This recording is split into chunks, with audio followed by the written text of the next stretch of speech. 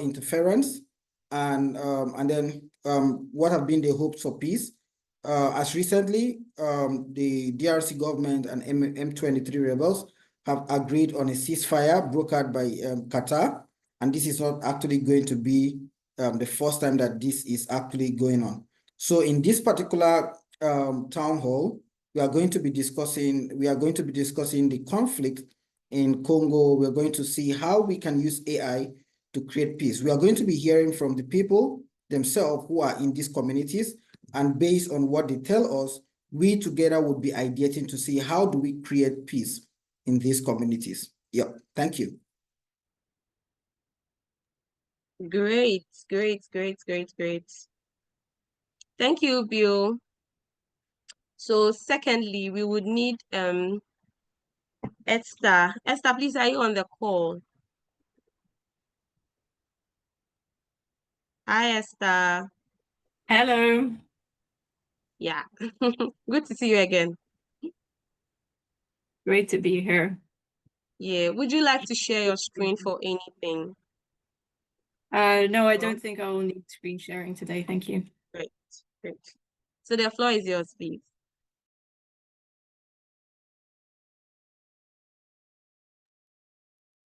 I would just like to check that we have all of our speakers here today. Okay, great. Please go ahead. I think most of them are. I think you may want to call Boaz first so that he may check on and give us confirmation of that.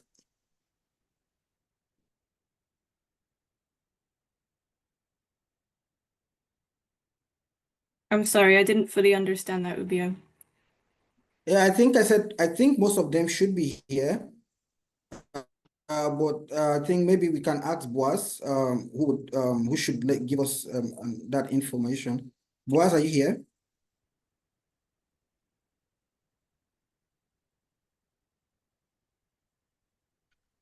Yes, I'm inside here. All right, awesome. Just to let you guys know, they are currently having network issues where they are, obviously because of the conflict. So we may have to bear with them as they speak through their issues. Yeah. Okay, that's fine. Can you tell me who is doing the translating today? Boaz himself, yeah. Okay, Boaz himself will do it. Okay, that's great. Thank you very much.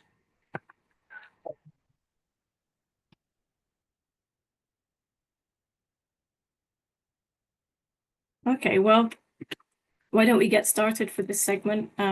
It's a wonderful opportunity that we have to speak to people who are in I think there is an echo in Faustan's.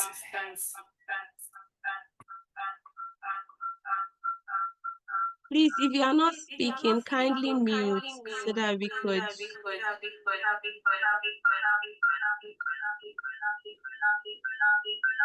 Priscilla, I think you can do it as you are the. Okay. Wonderful, thank you. I stop being able to think when I hear myself on an echo. It's wonderful to be able to welcome people, welcome our guests from Congo to this session, to be able to share their experiences and share their insights directly, because it really speaks to the heart of what AI for Peace is trying to achieve, and it's wonderful to hear directly from people so that we can truly understand their perspectives and how it might impact how we move forward in AI development, and try to make what we produce to be particularly impactful and relevant to people who truly need it. So I would very much like to welcome our 5 guests. We have Nodura Daudin, who is a graduate in business and finance, and she is committed to environmental protection. And I would like to also introduce Faustam Vukiyehe, who is a blockchain and Web3 enthusiast who is passionate about leveraging emergent technologies and to help to address local challenges. I'd like to welcome Badouin Muvunga, who is a project analyst and evaluator and researcher who works as an ambassador with Cardano and is deeply involved in human rights and environmental protection. I'd like to introduce Iragi Bunyakire Jemima, who's a psychology student and writer and is enthusiastic about blockchain and is an advocate for the integration of blockchain and AI in national development strategies. And finally, I'd like to welcome Waganza Rukomeza Rita, who is has a master's in regional and national planning and is a graduate in business management and is a wife and mother of one. Welcome all of you. Bienvenue à notre town hall. I will introduce myself just briefly in French. Je m'appelle Esther Garfalvi. Je suis responsable du programme de décentralisation chez SingularityNET. C'est un réel plaisir de vous accueillir dans notre town hall et je vous remercie de votre présence parmi nous aujourd'hui. Please excuse my terrible accent. Merci beaucoup. Merci. Welcome, welcome. We're really excited to have you with us, and we hope that you will be able to speak with us about your experiences. But I would like to just say in advance that if any of the topics make you feel uncomfortable, then you don't have to answer any of them. You can just ask to move on or speak about something else that you find relevant or close to your heart. So there is no pressure to answer anything, and please feel comfortable and free.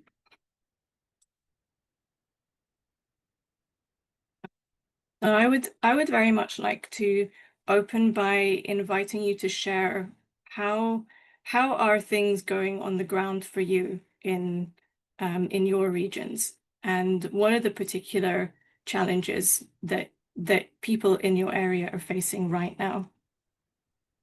Great, thank you. So I'll be pulling up one by one.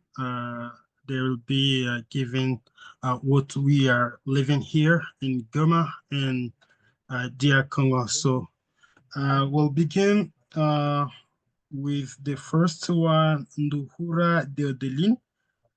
Deodeline, tu vas présenter la situation en République démocratique du Congo sur la sécurité et comment cela nous affecte dans le socio-économique. Et moi, je vais traduire pour ceux qui sont ici parce que nombreux parlent anglais. Déodeline, c'est à toi. Merci beaucoup pour la parole. Je suis très contente d'être parmi nous ce soir et de parler de cette situation qui bat record actuellement en RDC et plus particulièrement dans la ville de Goma. Thanks for the call, for the floor. I'm really happy to be inside here and talk about my security situation in Goma and in the Democratic Republic of the Congo. D'accord. Avant de commencer, ce que nous devons savoir, c'est que je vais nous parler de la situation sécuritaire à Goma à deux volets, avant la guerre et pendant la guerre, pendant cette période de guerre. First of all, what you have to know, I will give the overview of the situation in Goma before the war and after the war. Avant la guerre, la situation n'était pas toujours calme parce que c'est vrai, il y avait la guerre, mais ce n'était pas d'une manière directe et on est sentait de loin, surtout dans les zones urbaines. Contrairement dans les zones rurales où les femmes étaient violées, où les enfants étaient manipulés, étaient torturés, beaucoup de gens ont perdu leurs biens à cause des déplacements massifs. Les routes des dessertes agricoles étaient bloquées à cause de l'insécurité. So before the war, there was war from far in villages, in rural areas surrounding Goma. So women were raped there and many violences. So all these were affecting Goma even before the war in Goma town. Les zones rurales qui étaient le poumon moteur de la ville, ils produisaient des aliments, notamment grâce à l'agriculture et tout. Désormais, il n'y avait plus moyen d'avoir accès à ces zones à cause de la situation sécuritaire, ce qui nous a poussé à exporter, à importer les aliments, importer la nourriture au niveau du Rwanda jusqu'à Goma. Et là, la situation socio-économique était vraiment détériorée. So with these attacks in rural areas, villages surrounding Goma, what you have to know, all production for food and all agricultural things we would need in the Goma town were coming from there. But with the war going over there, it was really affecting the town. So we heard to take food from far, like in other countries, Uganda, Burundi, and other all countries surrounding Congo. En parlant de la question sécuritaire, je veux pas oublier de parler des gens qui étaient kidnappés, juste parce qu'il y avait pas, on n'a pas vraiment le contrôle numérique ni l'enregistrement de la population. Et c'est ce qui a poussé la population, une grande partie de la population, surtout les malfaiteurs, à faire le vol, et aussi le vol à main armée qui était très fréquent dans des quartiers, mais au moins on avait une prison où on pouvait mettre les gens, le malfaiteur et tout.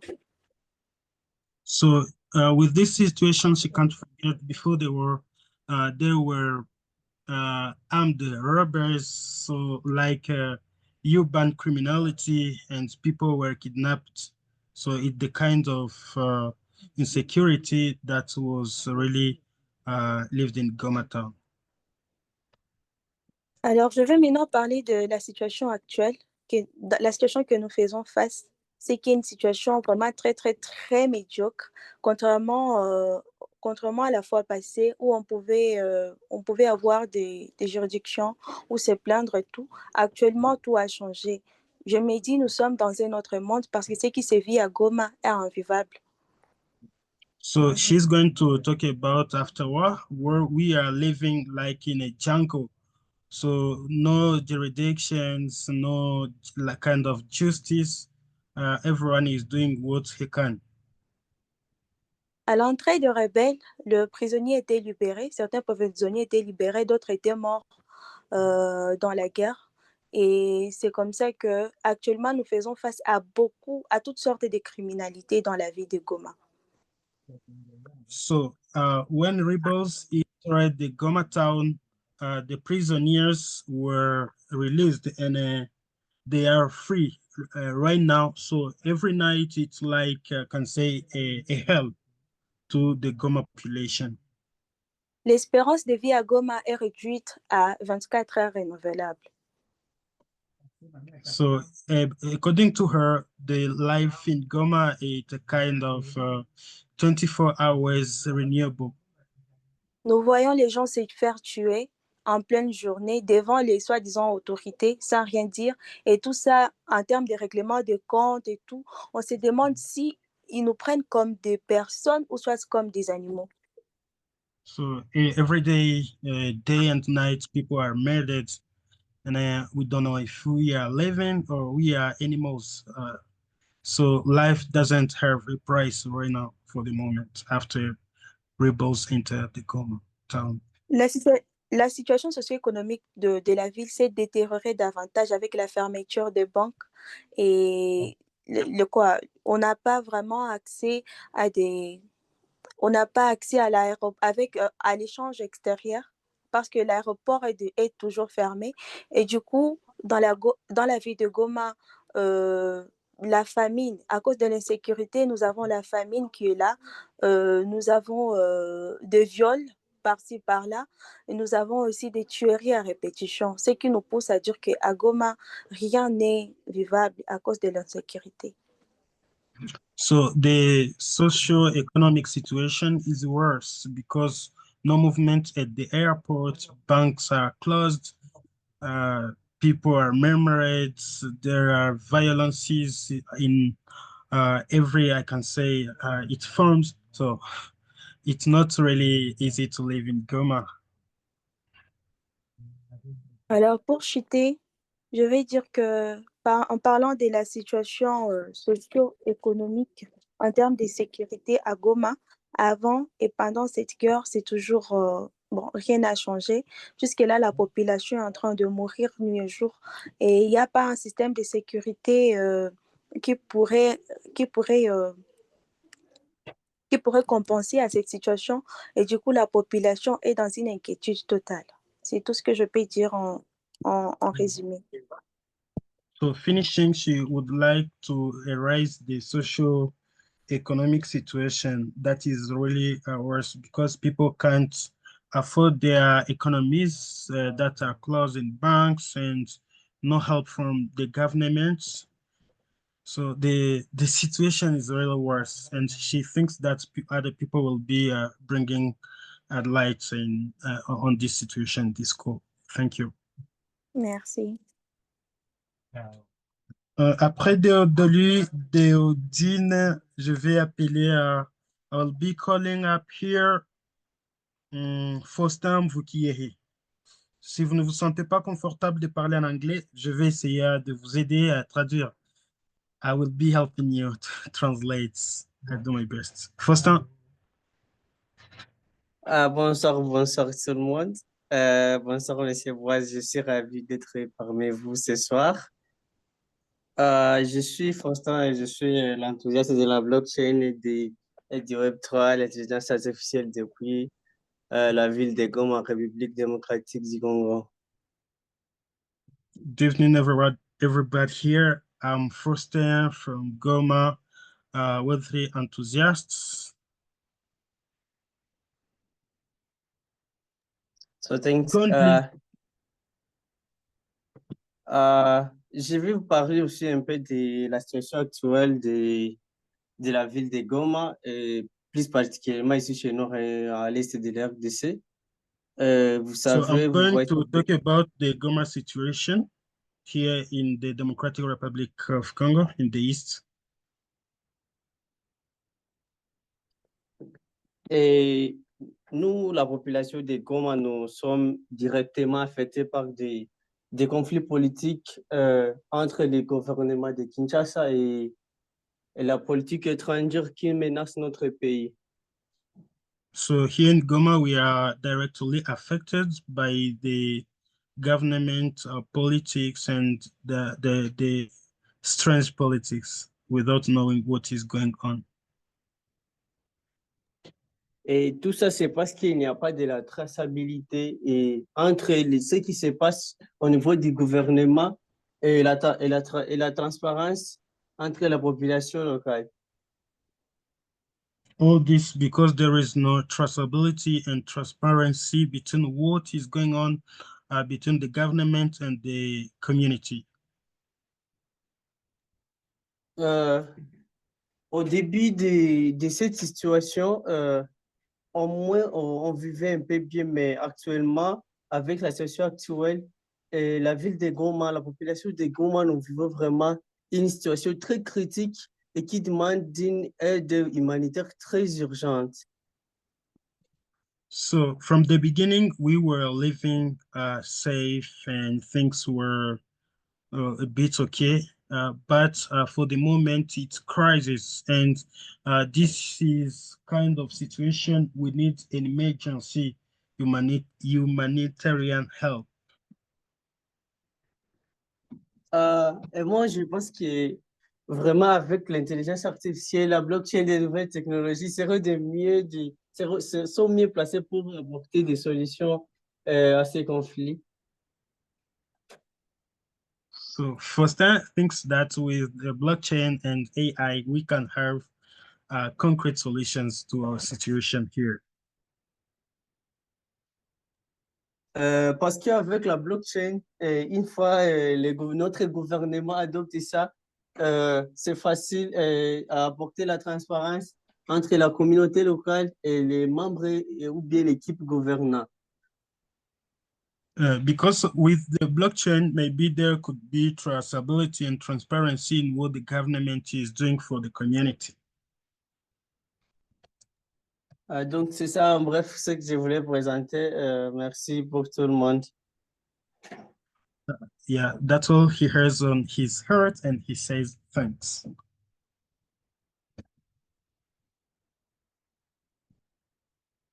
So I will be calling here. The last one, I don't know. Maybe there is not enough time. I don't know how much time do they have, or I don't know. Yeah, 5 that's what I minutes. want to ask. Yeah, so maybe let's get to Esther first and know if there is more time and how she wants to structure it. Okay. Yes, I would like to, perhaps we could do a format where the speakers would rather put their hands up. So rather than trying to run through every single person, maybe it makes more sense that if somebody has something to say in response to one of my questions, then they should signal. How does that sound?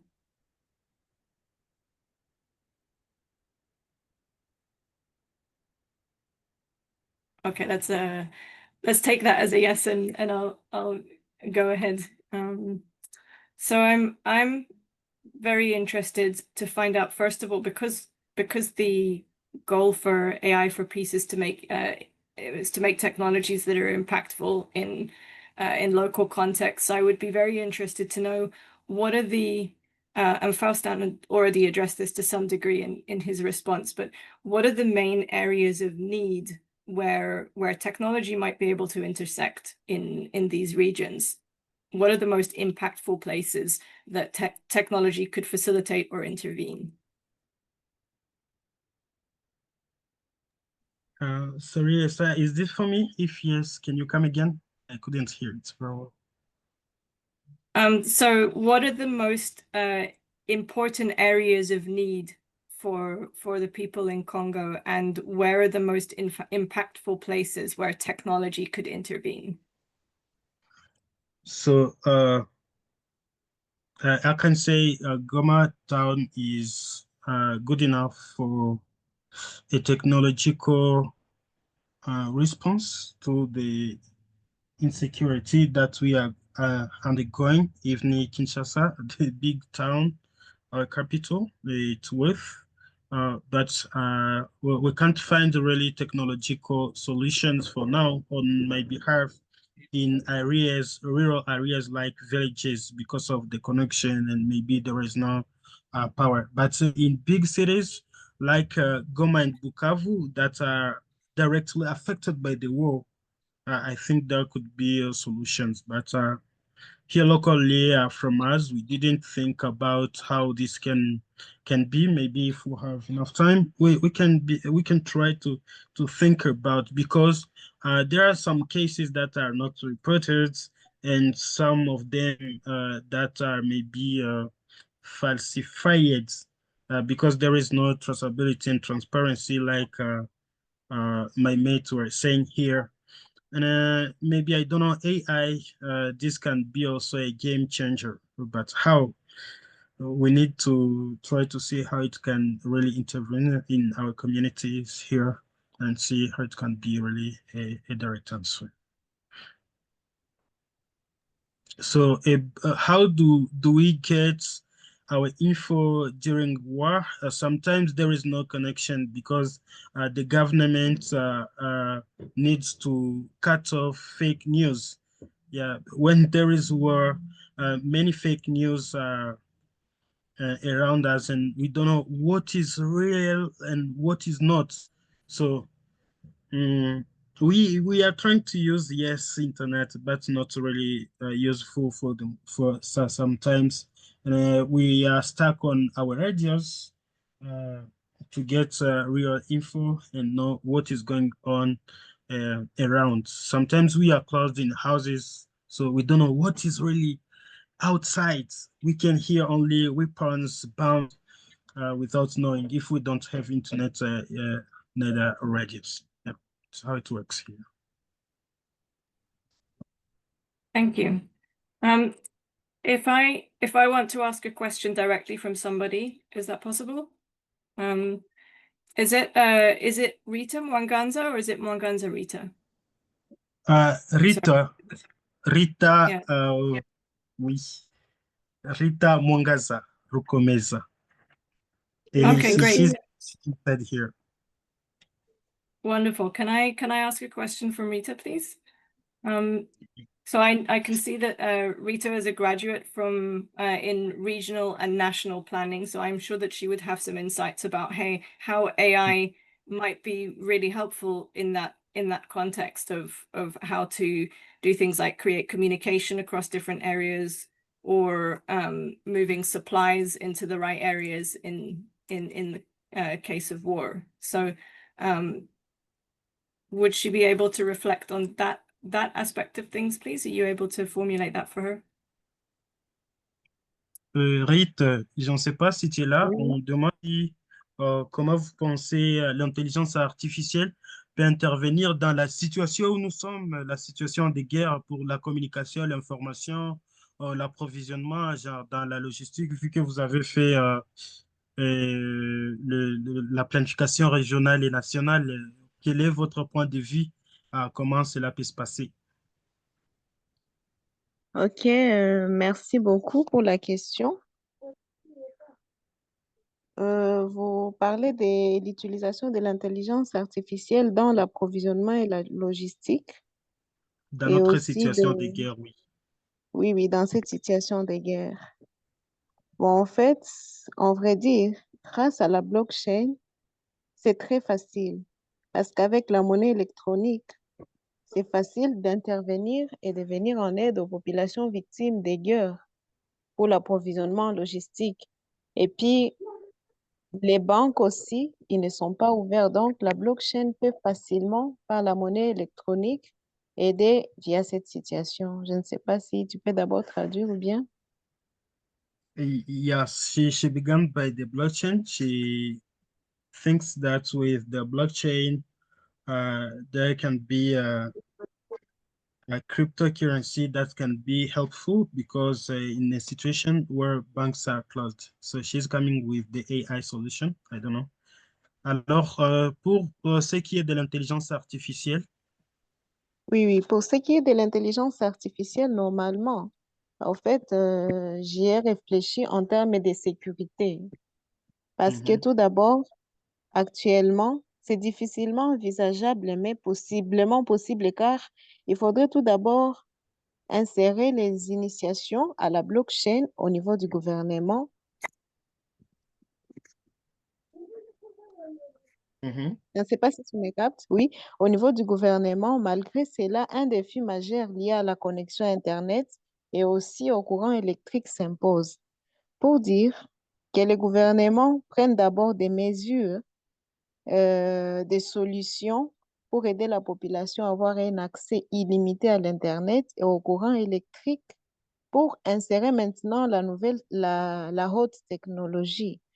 Alors, pour utiliser l'intelligence artificielle pour la sécurité, il faudrait premièrement un système de localisation peut-être de chaque ménage ou de chaque individu, pour qu'en cas de danger, facilement quelqu'un, il peut appeler et demander de l'aide. Mais aussi établir un système d'alerte de haute technologie, parce qu'actuellement, à Goma, s'il y a danger, on utilise des sifflets, des bidons et autres choses. Mais aussi, troisièmement, il faudrait créer aussi une application qui peut être peut-être dénommée SafeCall de la blockchain, qui sera insérée en cas de danger. On peut juste cliquer le bouton alerte avec la localisation facilement. Les agents de terrain du gouvernement ou de la mairie, ils peuvent vous atteindre et vous venir en aide. Je pense que c'est ça. good. So I will try to summarize. She thinks that AI can intervene in the context of security in our area. If maybe there is a system of localization, GAP integration, and there can be maybe such a communication between the town hall, the municipality, with the population, the people in danger. So it can be a kind of alert if there is something which is going bad. So I think it was about that. Vous avez quelque chose d'autre à ajouter? Bon, en fait, quelque chose à ajouter, je pense que c'est par rapport seulement à la question parce que j'ai préparé 2 points, mais avec les autres, je pense que tout a été déjà dit pour la situation qui devient vraiment alarmante et aussi les gens actuellement abandonnent leurs maisons, leurs avoirs au détriment de la sécurité. Et si nous voyons même les migrations massives vers l'Occident et les autres pays voisins, tout cela sont les fruits de la pire insécurité qui se trouve ici. Et il y a aussi des expériences un peu concrètes. J'ai même ma sœur qui a fui sa maison avec le système de peinture sur les clôtures. Elle a fui sa maison et aujourd'hui même, les gens l'ont suivi et ils ont encore remis la peinture. Ça devient vraiment alarmant et on ne sait pas comment se comporter. Et aussi concrètement, peut-être pour ma petite fille de 2 ans, à chaque fois qu'elle entend le crépissements des balles, elle crie bombe. À 2 ans, vraiment, c'est vraiment désolant et traumatisant. C'est tout, merci. Okay, thank you. So she was giving last insights of the security in Goma. This is about people who are coming during night with arms, I can say what weapons, yeah, to take things and to try to take property or something like money and kill people. So she was talking about that, and it was the end for her. Rama Zomalet. I think there is someone who is asking if I can put his question. I think it's here. Rama. Bonjour, bonsoir. Je pose ma Okay. question en français, là, c'est plus direct. Oui, et Bon, c'est bon. juste pour savoir, je sais que nous savons tous un peu ce qu'est la cause du conflit, mais du perspective de vous qui êtes à Goma, qu'est-ce qu'est la cause? Qu'est-ce qu'est la vraie cause, c'est-à-dire le root cause de ce conflit et pourquoi est-ce que de ces derniers temps, ça s'est amplifié autant?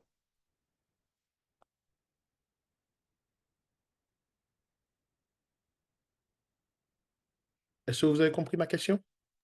Baudouin, j'en sais pas. Rama, vous avez terminé?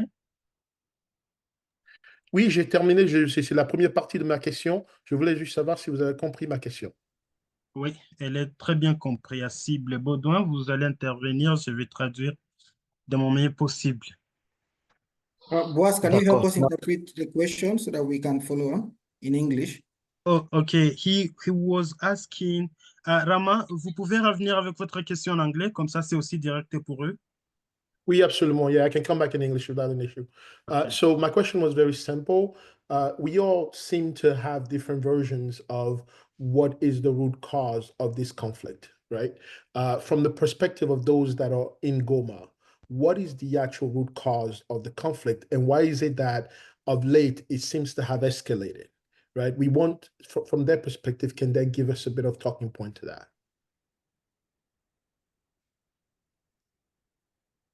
Baudouin, you can jump in. Allez-y. D'accord. Merci beaucoup, Monsieur Boaz. Et par rapport à la question, j'ai levé la main quand j'ai entendu la question du monsieur, si c'est Rama. Merci beaucoup pour la question. Et j'ai entendu toutes les interventions des amis passés. C'est bon. Ils ont quand même donné les compendiums de la situation. Parfait. Par rapport à la question, les causes profondes de cette situation, je suis en train de voir les gens parler de la ville de Goma comme si c'était la ville de Goma qui était seule en insécurité, alors que c'est toute la partie est de la République démocratique du Congo. Et cela date de longtemps. Depuis Mobutu, ce n'est pas aujourd'hui, depuis Mobutu, les causes profondes de cette situation sont les conflits par rapport à nos minéraux. De toutes les façons, tout le monde le sait. Peut-être que certains ne les connaissent pas ou ne les savent pas. Mais nous avons nos pays voisins qui en envient beaucoup plus les richesses parce que le Nord Kivu est beaucoup plus riche en ressources sous-sol comme sur le sol. Et voilà que ce pays envisage toujours prendre une partie de la République démocratique du Congo et être annexé sur leur contrée ou sur leur territoire. Voilà en tout cas, c'est ça la cause la plus profonde de cette situation-ci. Et toutes les troupes qui ont été créées en tant que milices ou groupes armés, tout ça, leur réflexion se dirige vers la récupération de tous les minéraux qui se trouvent dans les sous-sols, l'or, le diamant, cobalt, manganèse, tout ce qui se trouve dans les sous-sols. Voilà la cause profonde de cette situation-ci. Et ça ne pourra jamais, jamais, jamais finir ça qui est un accord entre ces pays voisins. Il y en a trois, le Rwanda, l'Ouganda et je pense si c'est le Burundi, à moins que je ne me trompe, mais d'abord l'Ouganda et le Rwanda sont le pays phare qui s'implique beaucoup plus. Monsieur Bois, si vous pouvez traduire au monsieur pour qu'il comprenne au moins la cause profonde, c'est juste l'envie de récupérer une partie de la République démocratique du Congo afin de jouir ou de bénéficier de nos minéraux du sous-sol. Euh, Non, j'ai Oui, bien compris, pas besoin de traduire, j'ai très bien compris. mais Ben, vous j'aimerais... pouvez traduire pour les autres errements? Vous avez Oui, compris oui, celle, mais la communauté a besoin de comprendre. Vous pouvez faire un résumé pour la communauté ici, ça va aller. yeah, absolutely. So what he's stipulating is that the cause of the conflict is that Congo, the conflict is not just in Goma, it's actually the entire east of the country that's been in conflict since the old leader of the first leader of the Republic of the Democratic Republic of Congo, and he believes that the root cause of this conflict is because neighboring countries really want to possess a part of Congo because there's a lot of mineral. It's an area that's very rich in minerals, whether it's gold, cobalt, and so on and so forth. And they want to be able to take part of that of those lands so that they can exploit the riches there. He believes that is the profound part of the conflict. Did I get that right? Just want to make Mais sure. aussi, mais j'aimerais compléter. Bon, je ne suis pas politicien, mais je suis quelqu'un analyste et puis je suis de la société civile. Je suis toujours sur terrain. J'analyse, j'identifie d'abord quoi, les droits humains, tout ça, dans ces affaires-là. Alors, en étant sur terrain, il y a des groupes armés qu'on rencontre, des leaders qui nous ont déjà partagé leurs idées ou leurs avis par rapport à tout ce qui se passe. Par rapport à cela, il y a eu des accords parce que notre indépendance n'a pas dépendu de nous-mêmes. Il y a eu, après l'indépendance, il y avait des accords qui ont été pris par le président qui avait pris par coup d'État, M. Mobutu. Après cela, il y a eu M. Laurent Désiré Kabila, l'ex-président, le père de Joseph Kabila, le soi-disant père, bon, je ne sais pas. Et ces accords qu'ils ont pris, ce sont des accords qui ont vendu une partie de la République et c'est ce qui a créé certains mouvements qui continuent à revendiquer leurs droits. Parce que quand il y a accord entre deux entités, des parties prenantes, il y a toujours eu celui qui peut être malin et faire foirer l'accord ou ne pas répondre à ses engagements, ce qui a créé certains mouvements qui continuent maintenant à menacer, à prendre leur part parce que ils ont eu des accords. Monsieur Laurent Désiré Kabila, quand il a pris le pouvoir, c'était aussi par coup d'État. Il est venu, mais il s'est fait aider. Il s'est fait aider par un pays voisin. Et maintenant, bien sûr, ce qui est sûr est certain est que le mouvement qui est en train de menacer, de faire cette guerre, si c'est un mouvement constitué de membres venant de pays étrangers, mais qui ont eu quand même un accord avec des présidents congolais. C'est-à-dire, ils ont eu à échanger et à Baudouin, prendre encore une part. minute. Oui, voilà, je suis en train de citer. C'est à partir de là que ils ont cherché quand même à revendiquer leur part et c'est pourquoi ces menaces continuent à être là dans la République. Donc, Monsieur Kabila, tout ça, et après, c'est à partir de là que ces conflits sont nés. Voilà, merci beaucoup.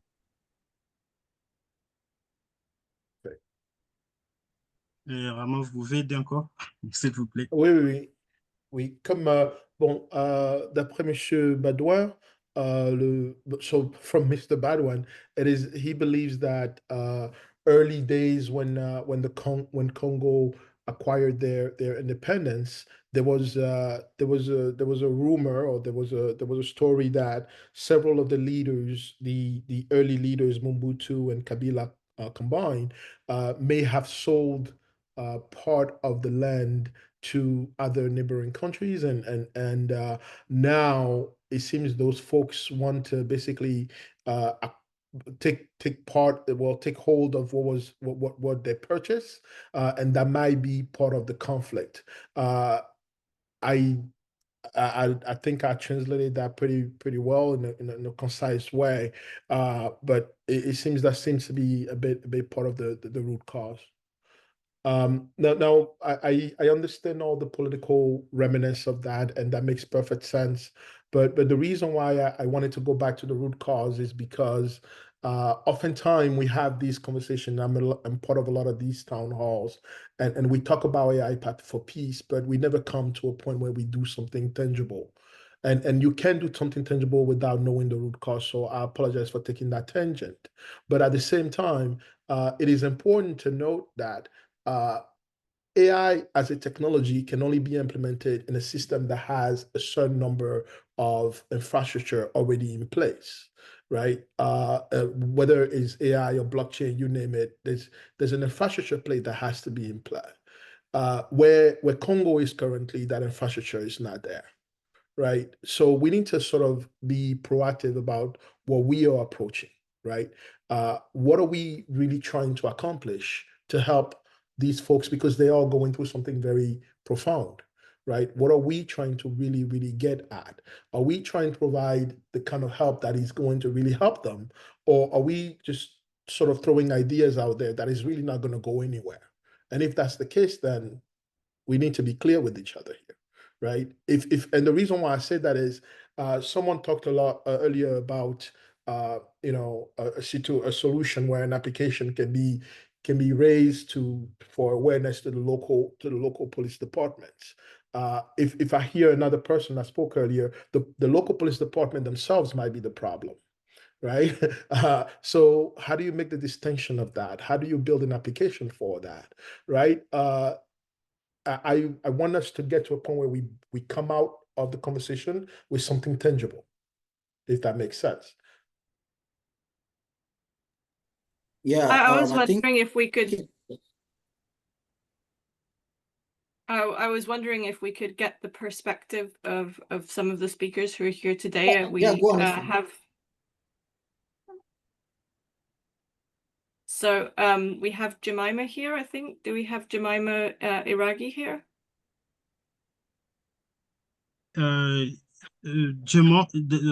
Iragi, est-ce que tu es là? Iragi, Jemima, si je ne me trompe pas.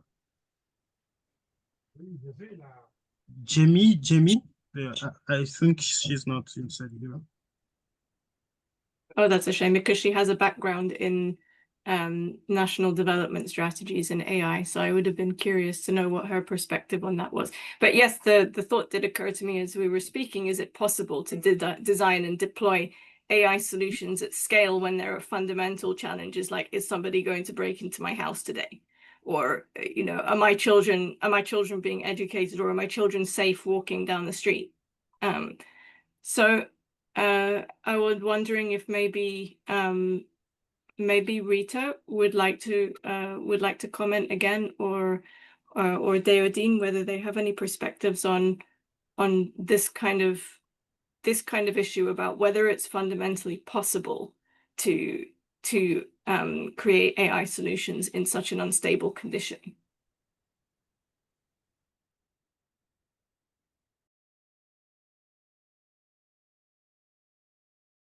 Rite de Lune, on demande si vous avez encore des commentaires sur ce qui peut être des solutions basées sur l'IA dans la situation que nous vivons. Bon, c'était juste pour ajouter par rapport à ce qui a été dit. L'intelligence artificielle joue un rôle crucial dans l'amélioration de la sécurité et surtout dans notre cas ici à l'est du pays. Avec l'intelligence artificielle, les données, bon, l'intelligence artificielle peut analyser des données. Les données de criminalité, par exemple, peut identifier des schémas de violence, des conflits, ce qui permettra aux autorités de mieux comprendre les causes sous-jacentes des problèmes de sécurité. Et là, ça peut normalement se faire, ça peut bien se faire dans des zones où il n'y a pas la guerre et que ici à l'Est, nous, on va bénéficier de ces services-là. Tu peux traduire pour moi, s'il te plaît? Yes, Deodine thinks that artificial intelligence can help analyze crime data, identify causes, and maybe propose some solution in our situation here. Et pour chuter, l'intelligence artificielle pourrait non seulement renforcer la sécurité, mais aussi promouvoir une meilleure stabilité à long terme. Donc, on ne voit pas les court terme, c'est vraiment à long terme. C'est ce que je voulais ajouter tout simplement. So she thinks that the AI can bring a sustainable solution, not only in a short term, but in long term also. It was you were thinking about that. Rit, vous avez un autre commentaire, quelque chose, une autre idée en rapport avec des solutions basées sur l'IA par rapport à notre situation? Si vous pouvez commenter, sinon c'est pas grave. Merci beaucoup. En tout cas, en termes de commentaires, je n'en ai pas parce que nous avons déjà tout dit. La situation sécuritaire et les mesures palliatives pour résoudre ces problèmes, notamment l'utilisation de l'intelligence artificielle et de la blockchain, les blockchains qui sont disponibles ici chez nous, comme vient de le dire Théodoline aussi. On peut même utiliser les zones qui sont lointaines ou soit un peu proches de la ville de Goma pour que pour que nous puissions parvenir à bénéficier de cette utilisation de l'intelligence artificielle dans toutes ces zones où il y a la guerre. Merci. Good. She agrees that blockchain joined to AI can be a game changer, and what it's already said, that's enough. Et je voulais aussi poser une question par rapport à SingularityNET et l'utilisation de l'intelligence artificielle. Comment est-ce que SingularityNET et l'utilisation de l'intelligence artificielle selon je dirais, le propriétaire, je ne sais pas, de la blockchain ou bien, comment est-ce que SingularityNET pourrait aider à renforcer la sécurité dans toutes ces zones occupées? Okay. So Rita is asking how can SingularityNET or I don't know AI solution can help to make the security in our entities sustainable? That's her question. Is it clear? Esther, I think this for you with the team. I'm sorry, I didn't fully, there was a part of it that I didn't hear properly. So how can AI help in their region? Yeah, to sustain security in our region. I don't know if I've been translating it very good. Yeah, boss, thank you. You're doing a good job. Good. Thank you for the question. It's sort of turning towards us the same question. Is it possible to do something like this in an area of instability where there are infrastructural problems? But I would love to hear from our team how they think about this question, about what we can do to help, because we have now been asked by our interviewees, by our guests, what can we do? So perhaps you also have some perspectives, because I know that that some of you have already been speaking. I think that that you may have some insights. Please, Muvunga has his hand up, so when the question is answered, you could call him. Yeah. Esther, can I? Go Is ahead, it Ubio. Rama, please? No, go ahead, Ubio. I'll come after you. Okay, yeah, I think for me, what I was jotting down, I think from what she said could probably be one angle that AI can actually come in. She mentioned the place of the fact that she thinks AI may not be good as a short-term solution, but has the capacity to solve the problem in the long term. And I think that's for me, that was like my takeout. So in there in her question was the answer, because one of our focus is we focus a lot on the short-term solution of war, right? But we most time do not look in the long term. How do we solve this sustainably? And so if we are able to gather the data over a while, I think it can give us some level of intelligence, right? So maybe there's something called war intelligence that we might have not looked into, right? So artificial intelligence can probably spot out those recurrent patterns in this war, right? Recurrence, like, if we take the data in the past 20 years that this war has existed, at what point does this conflict exasperate, right? At what point does it always start? At what point does it get to the climax? So we can get those data and probably do something. We can create an intelligence out of that data in itself.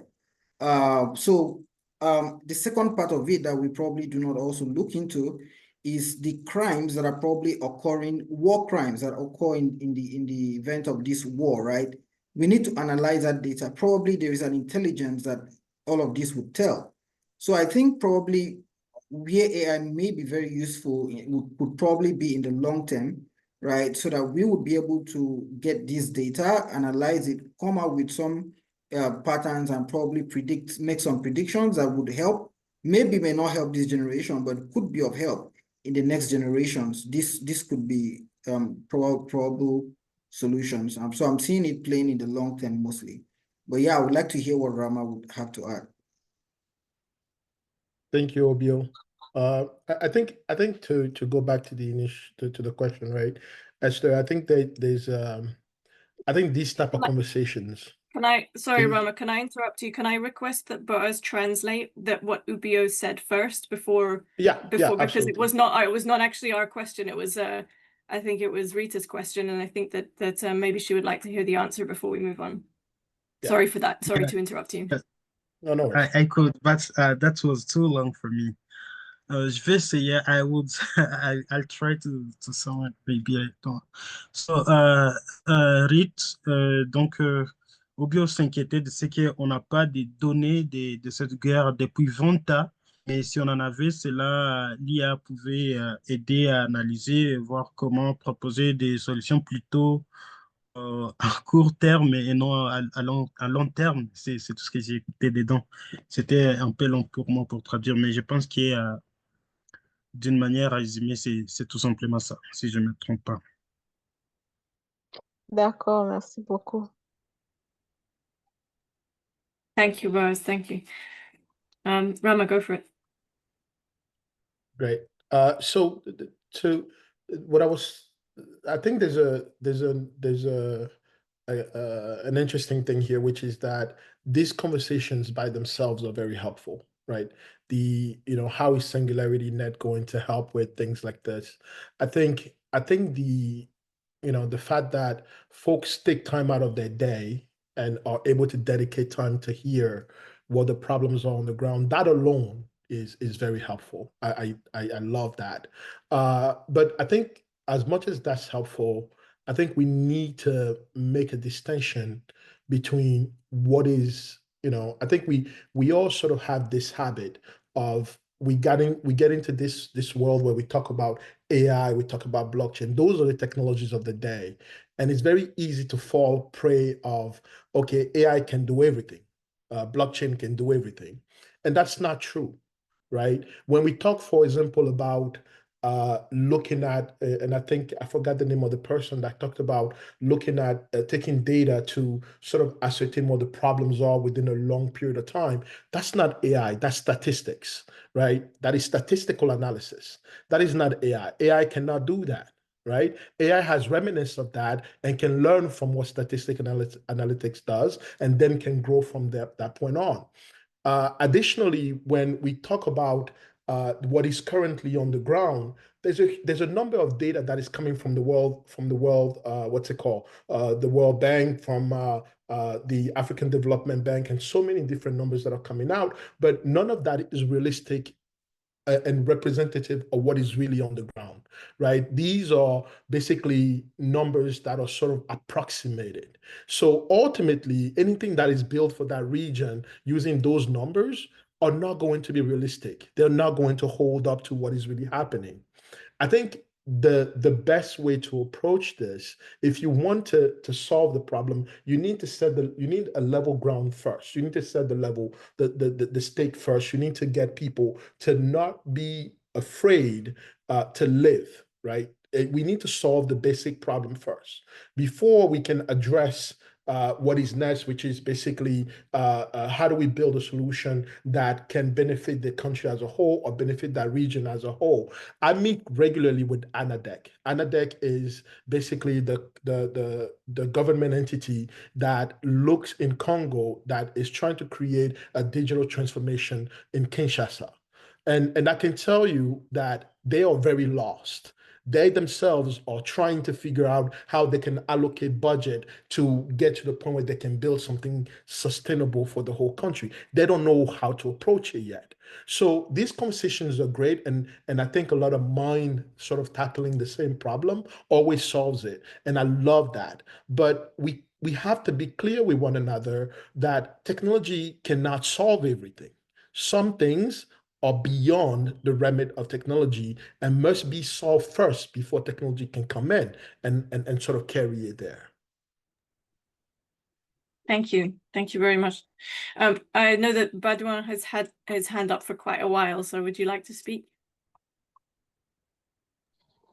Thank you. Boaz, moi je pense que Boaz devrait peut-être faire d'abord la traduction de ce que le monsieur vient de dire parce que j'ai entendu quelque chose, mais je ne voulais pas me répéter. Si Boaz peut m'aider à traduire d'abord ce que le monsieur vient de dire pour que j'intervienne, j'ai deux idées à proposer. Monsieur Boaz, est-ce Non, que vous pouvez m'aider? c'était long pour moi, donc vous pouvez y aller. Bien. Bon, moi je pense que pour résoudre, parce que j'ai entendu la dame Esther demander à faire qu'il y ait des solutions durables et tout pour que, à long terme, quoi. Moi, je pense que pour résoudre les conflits qui sont ici et chercher à contribuer à lutter contre cette insécurité à l'est de la République démocratique du Congo, c'est d'abord éduquer et la population et nos gouvernants. Ça, c'est le premier point. Deuxièmement, je suis conscient que nos dirigeants ne sont pas décideurs principalement.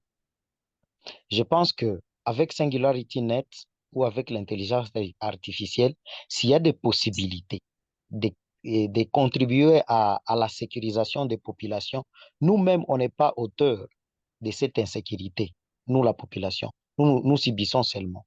Peut-être qu'avec l'utilisation de l'intelligence artificielle, je pense que nous avons déjà un poids qui est peut-être des équipes qui soient formées dans les différentes communautés, partout, pas seulement en ville de Goma, mais partout sur le territoire ou à l'est d'abord, afin qu'il y ait des équipes qui puissent sensibiliser les populations à comment se sécuriser elles seules, et après que cette même équipe qui nous aide à ces formations-là, de nous sécuriser, puisse aussi aider nos dirigeants, éduquer nos dirigeants, mais aussi faire ce qu'on appelle des monitoring ou des plaidoyers auprès des communautés qui nous dirigent, parce que nous savons que les États-Unis ont toujours eu des décisions sur nos dirigeants, que SingularityNET puisse nous aider dans les monitoring et les plaidoyers auprès des gouvernements qui décident aussi au-dessus de nos dirigeants parce que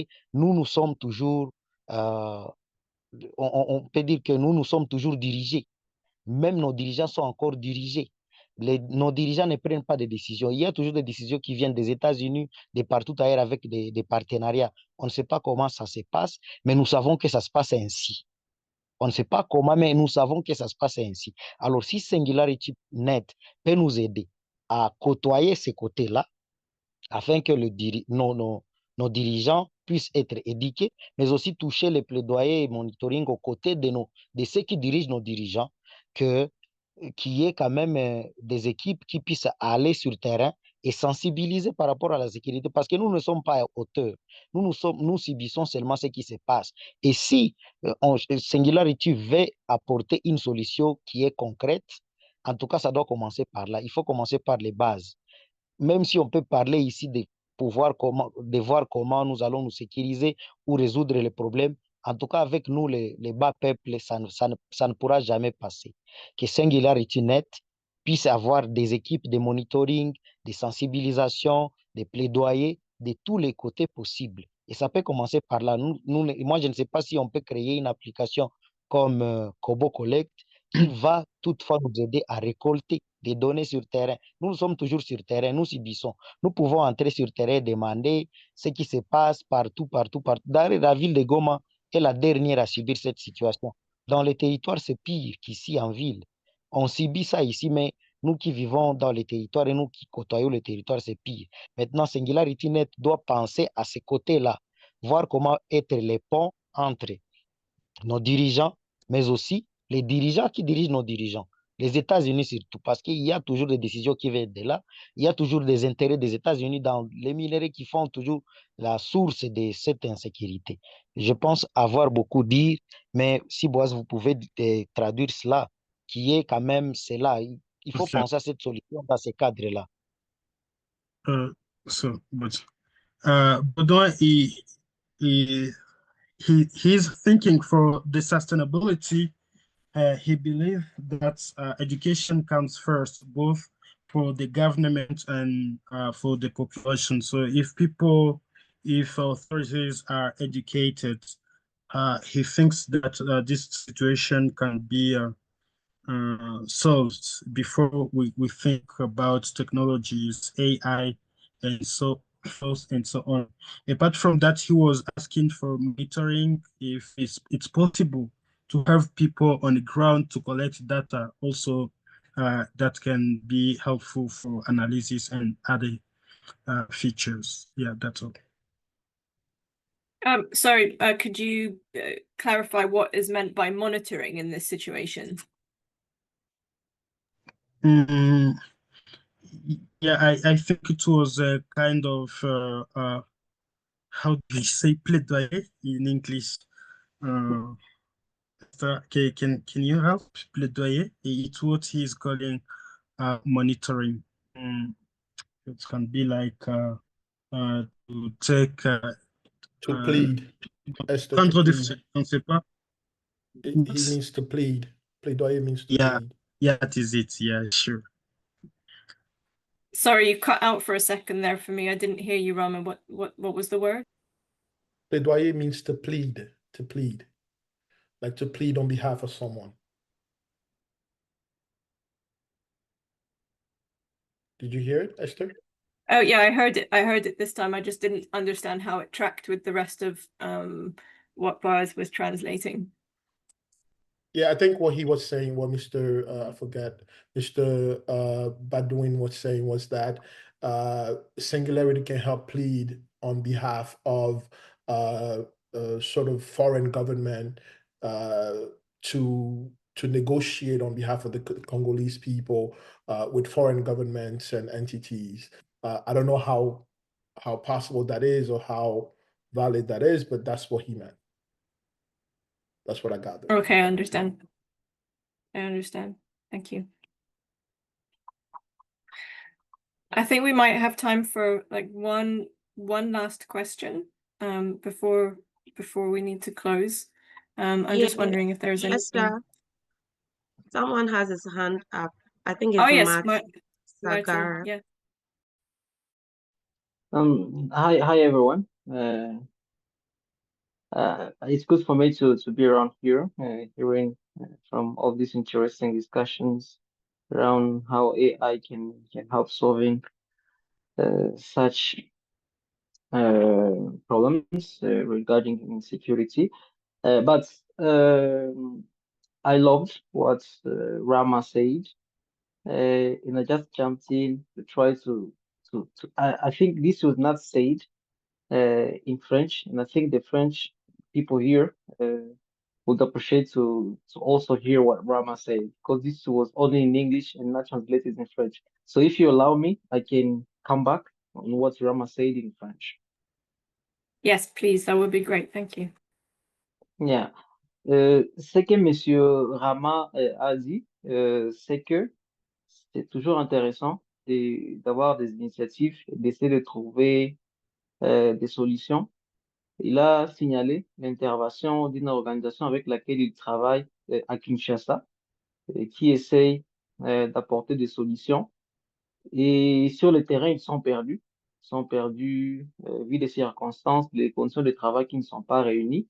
Et ils ont du mal à apporter ce qu'ils peuvent faire en termes de solutions. Il signale que la technologie, que ce soit la blockchain, que ce soit l'intelligence artificielle, ne peut pas tout résoudre ou ne peut pas apporter des solutions à tout. Mais il y a des choses qui doivent être d'abord faites pour qu'on puisse maintenant peut-être penser à la technologie ou à comment on peut faire intervenir l'intelligence artificielle ou la blockchain dans la résolution du conflit. Mais la technologie en elle-même ne va pas tout résoudre. Donc, c'est pas comme si la technologie va détenir la baguette magique pour venir résoudre le problème. Do you hear me? Oui, oui, oui, oui, c'est bon, c'est bon. Moi, je vous capte parfaitement.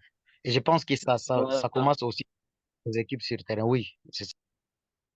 Voilà, donc il faudrait qu'il y ait quelque chose qui soit fait en amont, par exemple, que la situation soit d'abord permettre, c'est pas moi, l'installation ou la mise en place peut-être des infrastructures qui peuvent apporter de l'intelligence artificielle, qui peuvent apporter la blockchain, mais à un certain niveau, l'IA ou la blockchain ne va pas directement aider dans ce genre de situation.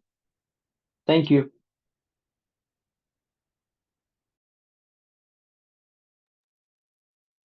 Thank you. Thank you for translating that. Is there one last question for anybody here? From anyone outside who would like to ask a last question of our guests?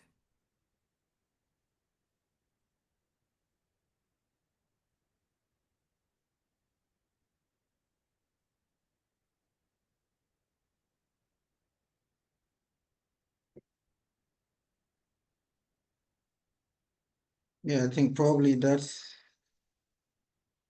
that's probably a lot of the questions we have for today. Okay. Well, I would just like to say thank you to our guests who came and shared their time and their insights. I really appreciated the breadth of views that were shared here today, and I really appreciated the opportunity to hear the reality of what's going on. I know that especially in my country, there is in the UK, there is very little information about places in conflict, and it's extremely rare to be able to have such depth and detail into people's experiences, their lived experiences in places of conflict. So I really valued this opportunity to hear from all four of our guests who are able to be with us today. And I'd like to thank them for their time, and I would like to thank Boaz as well for doing such a great job in translating and being able to share our thoughts with each other. Thank you very much. Thank you. I also like to say thank you to Esther for coordinating that site for us. Yeah, So, thank you. Ubio, do you have any last words? Yeah, so I just want to share some of the things I wrote down here. It might be helpful.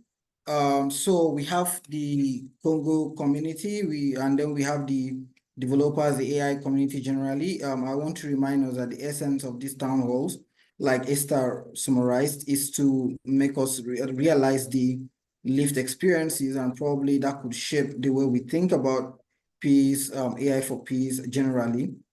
Just to remind us, in case you're not aware, we are currently having the AI for Peace initiative, and we're having the ideation and the hackathon challenge.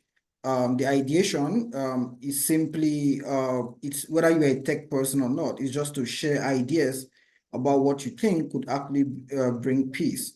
And I think if you've actually followed the conversations that we've had here, your mind must have been expounded on possibilities of things that could actually bring peace, or solutions or technology, whatever that could be. And then, please, and then also for the hackathon, if you're a developer here, you will want to get to join the initiative. We are going to be having a hackathon that will be it will begin this month, by mid of this month. So please, Andre, Judith, if you guys can help us share the forms, the links that would be relevant, this thing, that would be helpful. Just to remind us, in case you are also coming to this town hall for the first time, please, we keep these town halls bi-weekly. So, and we have awesome conversations that I'm sure you would not want to miss. So this shouldn't just be a one-off thing. I just want to share some ideas that I think could be relevant here. One is the fact that I think, like Esther summarized, a lot of people are not aware of some of these conflicts, global conflicts. In fact, one of the longest conflicts in the world, over 20 years. I'm sure most of us are just getting to hear about it in this particular room, right? So is there a way that we can have an AI that is monitoring or keeping track of these things and just feeding the world? Like Rama said, we may not be able to create the total infrastructure that solves the problem, but sometimes keeping the world in the knowledge of what's going on actually mounts some level of pressure and could actually solve this problem in the long term, right? Imagine the whole world talking about Congo. It means this becomes a problem that is global, and we might not have ended up solving it today, but in the long run, we are able to create that solution. So what if there's an AI that is keeping track of the information, putting it out there, writing articles? Like, there are many things that could be done. So I saw that somebody talked about digital peace building. Someone talked about people on ground going and giving us real data that we can now use this data to build predictions and other kind of models. And like I said, what if all we do is just raise awareness using AI that is keeping 24-hour track of what's going, global peace all over the world? Someone talked about analyzing crime data. Someone talked about security, sustainability, even budgeting. There was I think that was from Rama. I think in one of the discussions, I think from the first speaker, we heard something about violence against women during this war, how women are being targeted. Is there something we can do? Food insecurity, is there something that we can do? Like, can AI let them know that, oh, this has been done, or this provision here? I don't know. Like, I'm just putting our head to think about this thing. Somebody talked about transparency. Somebody talked about the issue of government. Someone talked about issue of information, right? How do we know where the war is? Can we send this thing through, instead of directly through internet, can we use other alternatives where it directly goes into phone numbers, registered databases, the AI gets alert? Like, there are many ways. So I'm just trying to make us to think, right? Danger alert, and maybe a neutral, something that can be like a neutral arbiter of peace, right? Many ways out. So these are some ideas that I was able to pick out from the conversations we had today. So if anything comes into your mind, or you think you want to further anyone, please go ahead, further it. And then there is a platform that is curated just for this. And that is the Deep Funding platform. And in there, we have the ideation challenge. Please, I would like the links to be shared for the ideation as well on the Deep Funding platform. So yeah, just go in there, register, put in your ideas, you never know, maybe your idea could be what we've been waiting for. Thank you so much. Thank you. Thank you, Bill. And I also want to personally say thank you to the Dev Outreach team. You guys have done so well for bringing these people to us. And we've heard this information straight from them. Even I'm in Ghana, Africa, but I don't get to hear this news often. Even though we are closer, I don't get to hear this news. So hearing this from them directly, it really means a lot. I think this is a call for all of us to at least try and put an idea out there, as Ubio was saying. So Jan, do you have any last words? Anything you want to share or say? No, just my appreciation for everybody who organized this very, very, very special session, town hall with very real and concrete issues. And yeah, as Rama says, technology can't help every problem, at least not today. But yeah, with all our creative minds together, and maybe we can just make a very little piece for some people a little bit better, and then we would already have achieved a goal, I would say. So if anybody has an idea, please go, as Obio said, to our platform, deepfunding.ai, go to the AI challenges, and yeah, put your ideas in, and together we're stronger than anyone separately. Great. Okay. So we've come to the end of today's town hall. Thank everybody for coming, and we appreciate all of you. And we would see each other again next week at the Open All Hands. Bye. Bye. Thank you for hosting. Thank you. Thank you for hosting, Priscilla. Thank you, Thank you everyone. Thank you for hosting, Thank you, Priscilla. Esther. Thank you. Bye-bye. Thank you. Bye, everyone.